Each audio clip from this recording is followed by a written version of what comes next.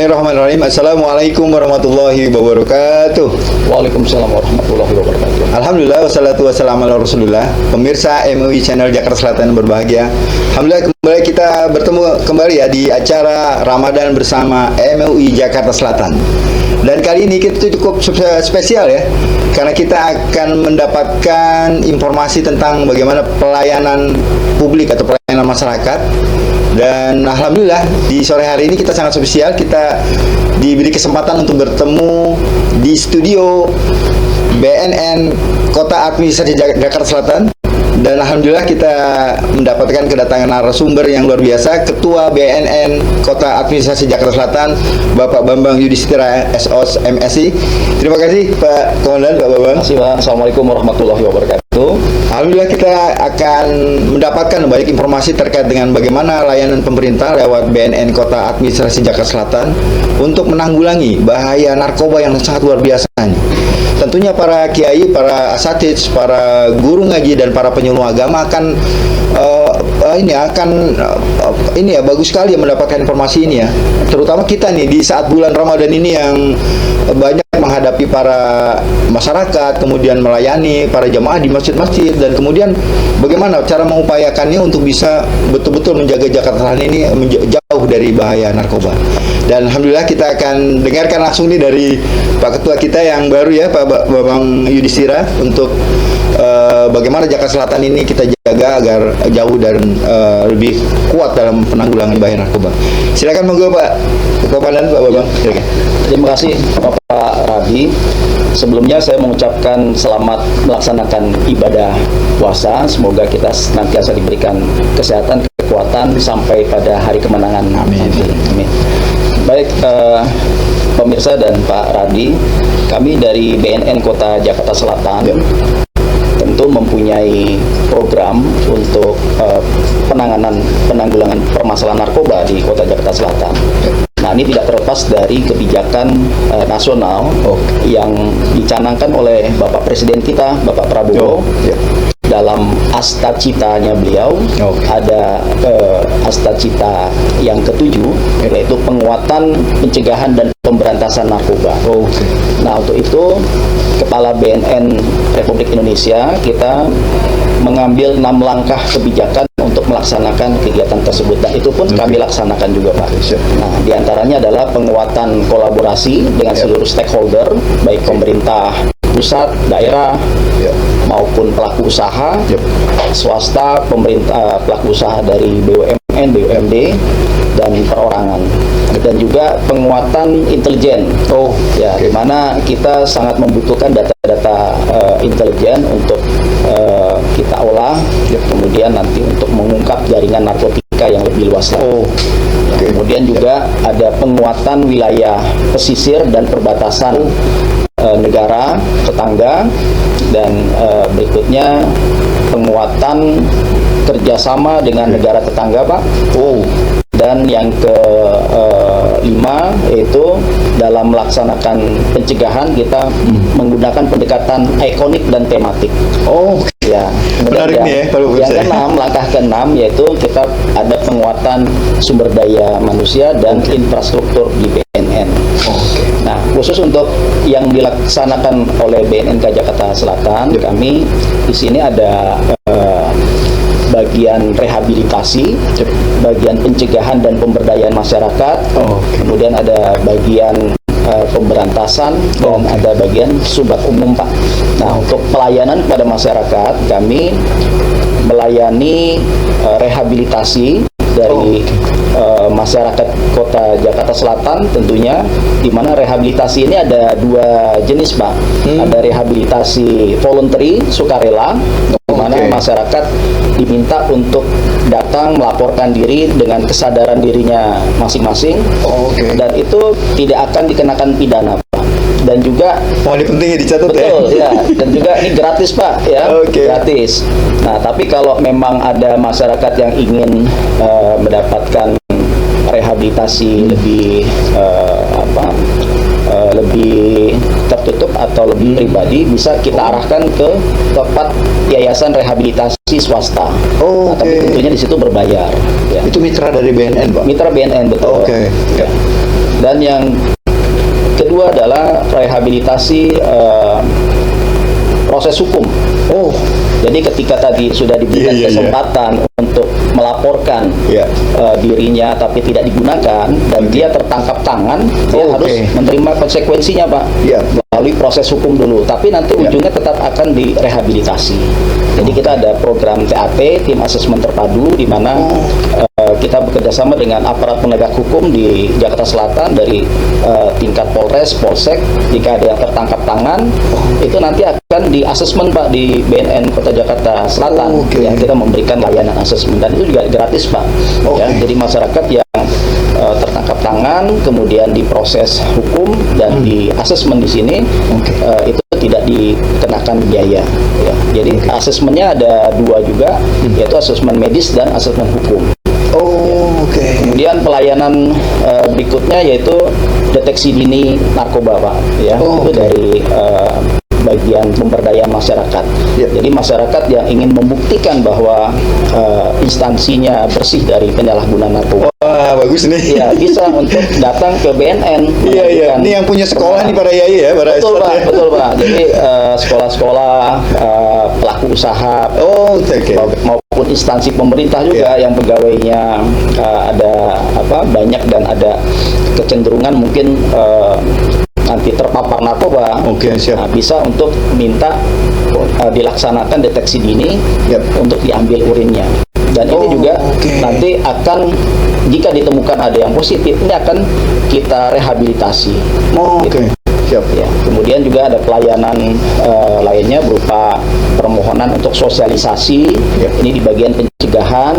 Tadi Bapak sampaikan di sekolah-sekolah, mungkin nanti dari alim ulama juga ya, Pak, dalam Ramadan ini bisa nanti kalau ingin bersama kami melaksanakan sosialisasi anti narkoba, kami siap, Pak. Gitu. Oke, ini penting ya, Pak Yai ya. Nanti bisa mungkin itu, Pak, diantaranya, Pak. Luar biasa. Ini kita sudah dapatkan informasi tadi ya, bagaimana program kemudian layanan-layanan yang sudah disiapkan oleh BNN Jakarta Selatan terkait dengan bagaimana tadi ya kita betul-betul bisa menjaga Jakarta Selatan ini bisa lebih kondusif dan bisa tertata dari bahaya narkoba dengan menjauhi semua apa yang kita harapkan dari pemerintah kita ini.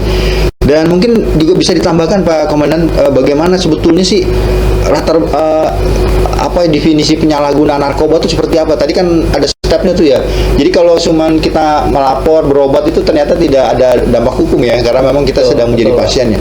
Nah, ini mungkin bisa diperjelas lagi, Pak Komandan, bagaimana definisi penyalahgunaan narkoba itu buat masyarakat kita nih? Ya, jadi Pak Rahadi dan pemirsa, narkotika itu diatur dalam Undang-Undang 35 2009 tentang narkotika di Indonesia, Pak ya.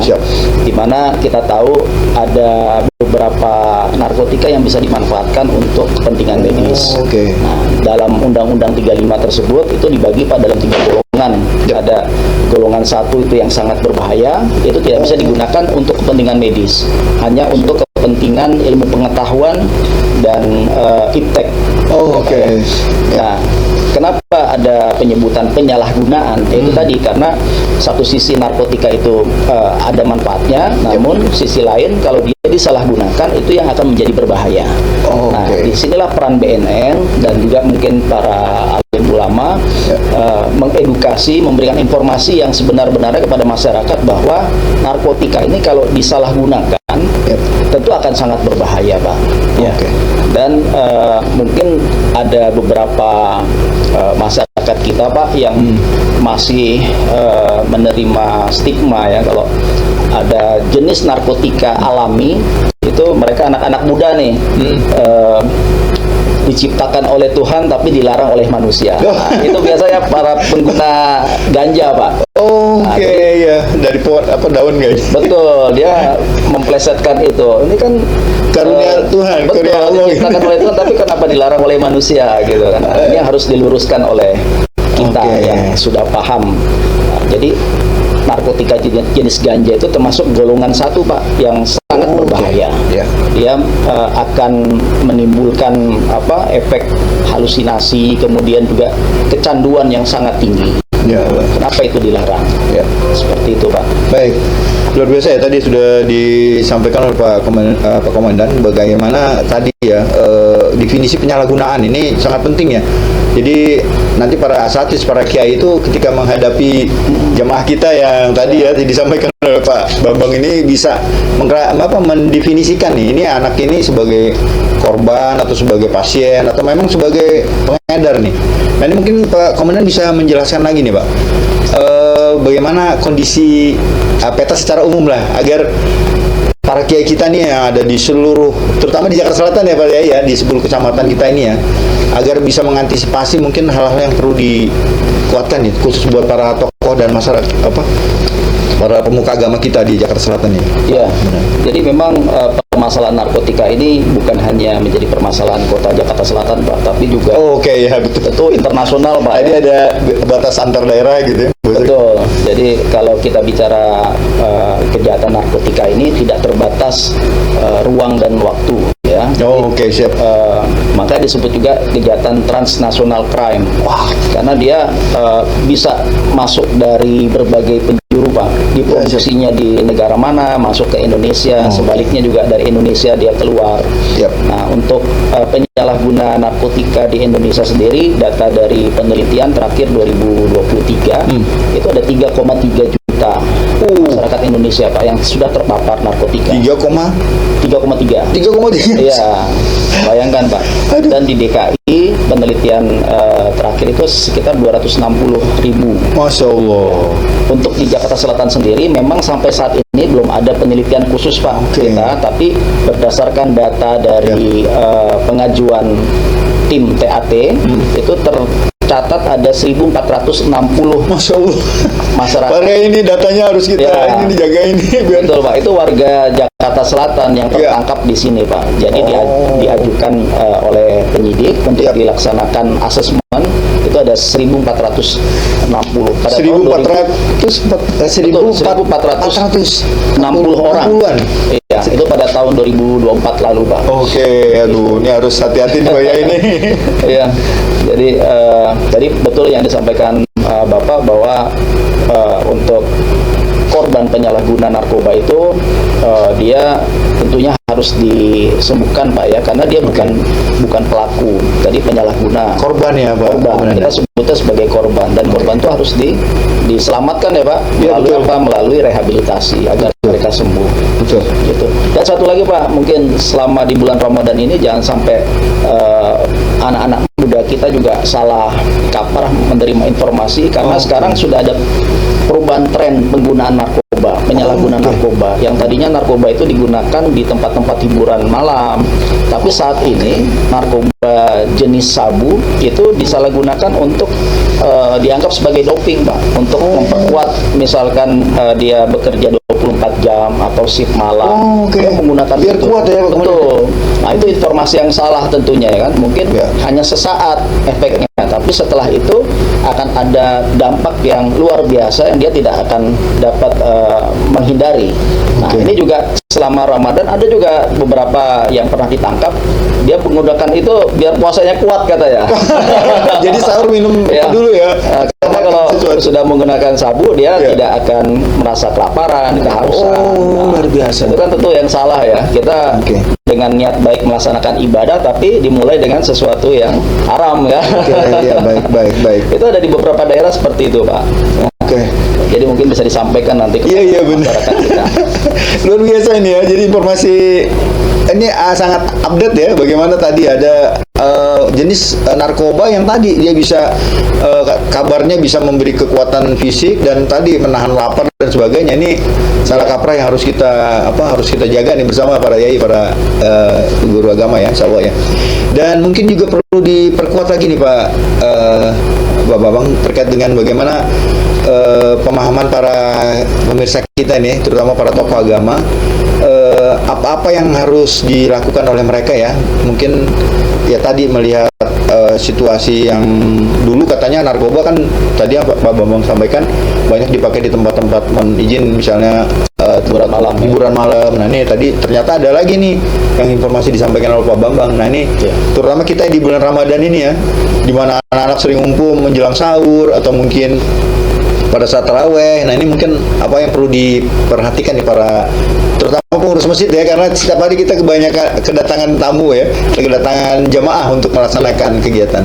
Nah, ini kira-kira mungkin bisa disampaikan kepada para pemirsa. Iya, mungkin pada para kiai alim ulama mohon izin kami titip pesan bahwa narkotika ini memang tidak pandang bulu, dia bisa menyasar ke siapa saja, dan banyak dari perwakilan profesi, perwakilan status sosial yang sudah terkena dampak narkotika ini. Nah, mungkin kalau bapak-bapak berkegiatan di masjid yang datang orangnya baik-baik, Pak, ya kan? Kalau kita menyampaikan hal seperti ini mungkin kurang kena, tapi jangan salah, yang kita sampaikan ini nanti akan direkam dan nanti mungkin disampaikan pada keluarganya. Harapan kami seperti itu. Jadi tentu yang datang ke masjid, ke majelis itu kan pasti orang baik-baik semua, Pak, ya. Yang pemabuk itu pasti jarang yang mau datang, ya kan. Nah, ada yang bilang itu kurang tepat sasaran, sebenarnya tidak, ya.